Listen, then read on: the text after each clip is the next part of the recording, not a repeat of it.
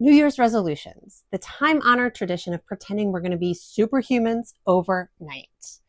This is the year I'm going to wake up at 5 a.m., meditate every day, and finally write that book I've been talking about for the last 10 years. Fun fact, that book is not happening. So this year, I'm skipping the usual new year, new me nonsense and starting something that actually means something. Campfire goals. These are goals that inspire and stick and keep you warm even when life gets messy. So grab your favorite mug, wine, coffee, you decide, and let's dive into my top 5 campfire goals for 2025.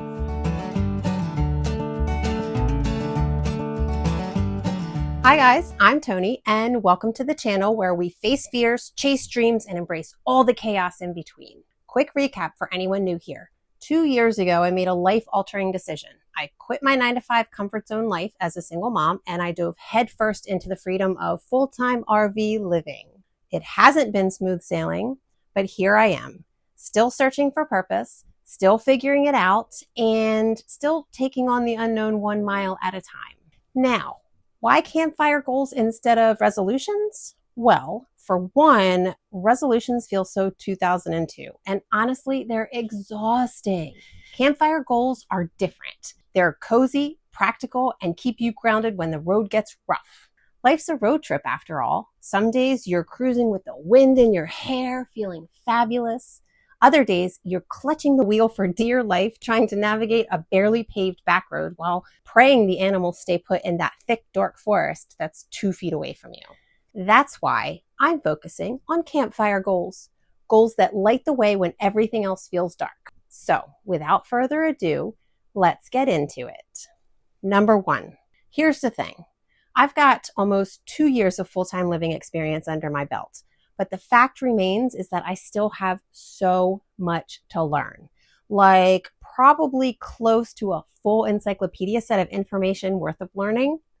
To be completely honest, I am super scared about this next year. Like palms sweaty, heart beating out of my chest, face bright red.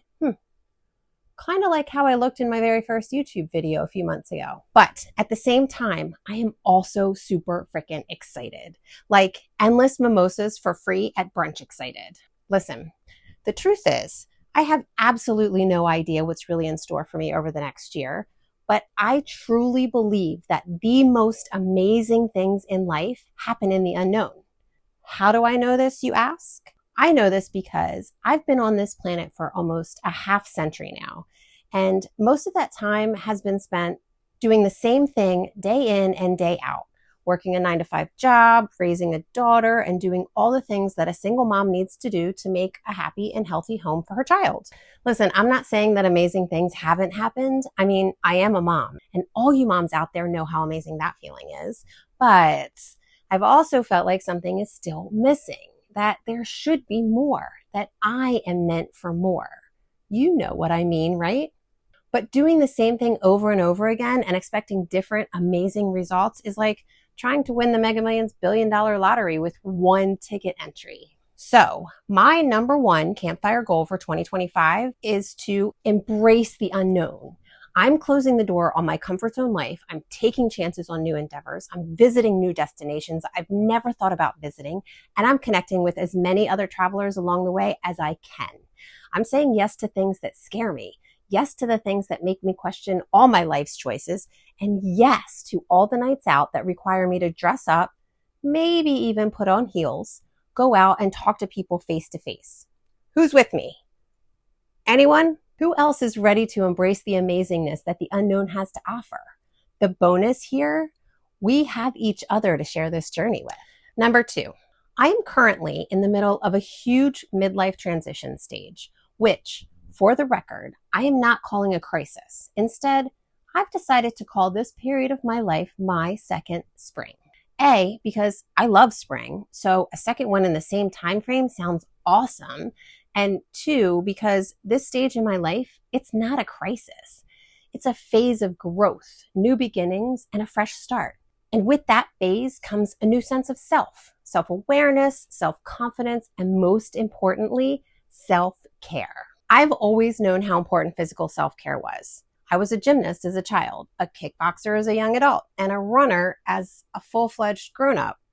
Not to brag, but for the record, and in case anyone is curious, I've run 12 5Ks, 18 half marathons, 1 full marathon, which was a fluke, and I'll never do that again, and a handful of fun obstacle course runs. Physical care is important to me.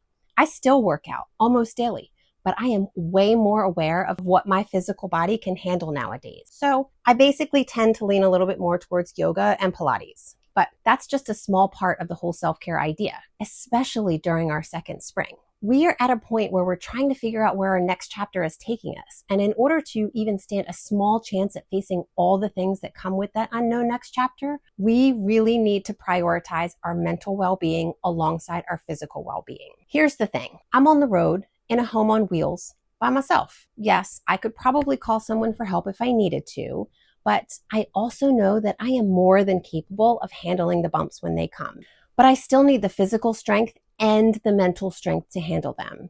So even though I intend to say yes to all the things, I'm also going to prioritize saying no when my body and or my mind needs the rest. I will not feel guilty if I choose to take a day to literally sit around on my sofa in my house pants and Netflix all day, which I know now, just talking about it casually, it's going to be hard. I'm not one to sit around without feeling like I'm missing out on something, especially if I'm in a new city with new experiences just calling my name. But in 2025, I'm making rest, relaxation, and mental well-being as important as I make physical well-being, which, by the way, I am curious. What are your self-care rituals?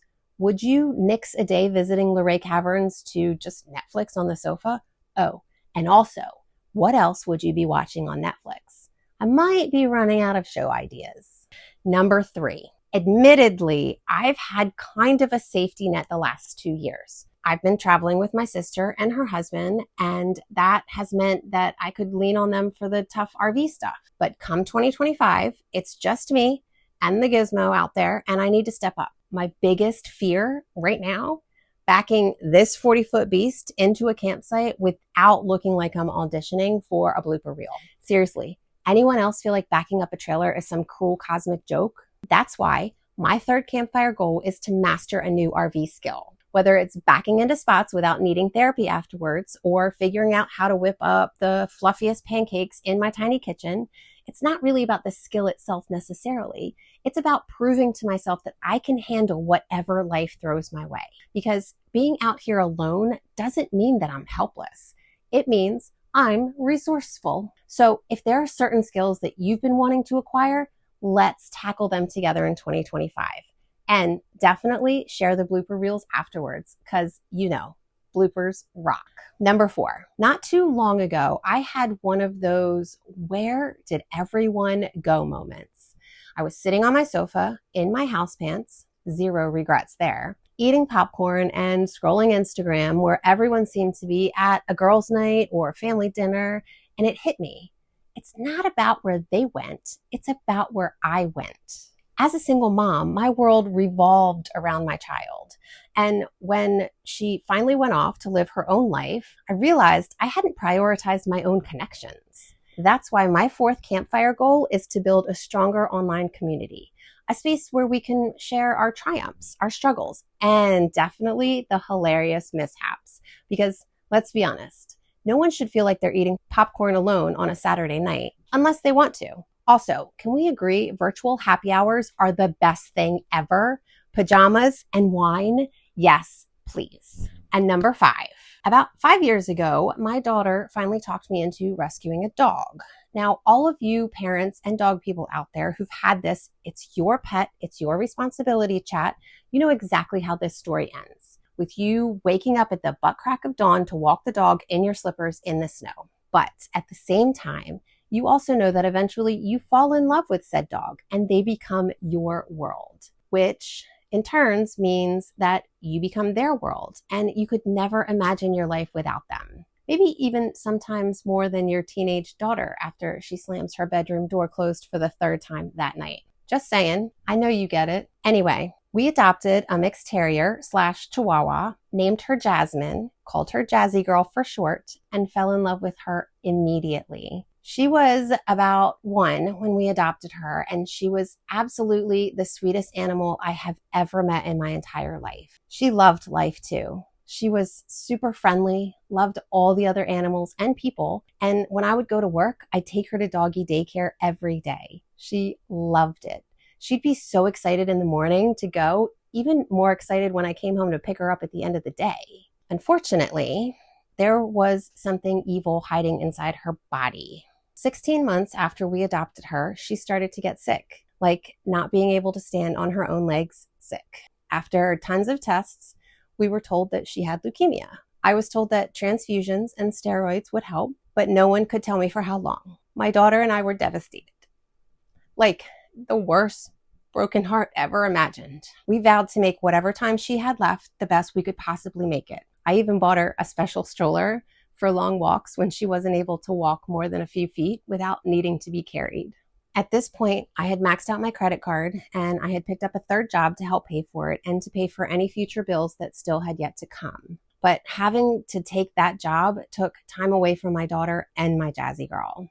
I still feel guilty about that to this day. She held on for about 4 more months until the last trip to the hospital for one last attempt at a transfusion, which didn't help at all. It's kind of like her little body just gave up. That was on a Friday. The doctor said that she probably wouldn't make it through the weekend, but that we could take her home if we wanted and spend the time with her. I was scared, I was sad, and I was feeling super defeated.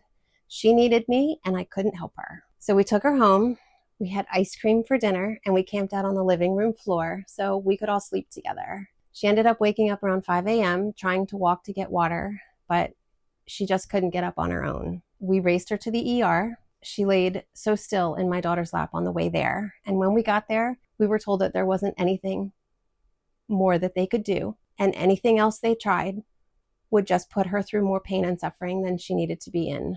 I miss her every single day. She's with me though. She's in my bedroom and I wear her around my neck. She gets to experience all the things that Giz and I do, and I have no doubt that she's smiling while she's sitting on the sofa next to me. She is why my 5th campfire goal for 2025 is to give back time to all the animals and all the people helping those animals live happier lives. I've always given money, even when I couldn't afford to, but time, I've forgotten how valuable that is. I missed out on time with my Jazzy Girl because I had to work an extra job to pay the vet bills. And I've realized that I'm currently missing out on time with Gizzy Man because I'm trying so hard to support us and pay for my daughter's tuition. At this point, I don't know if I'll ever forgive myself for missing all that time. But starting now, I am making the most valuable asset that I have, time.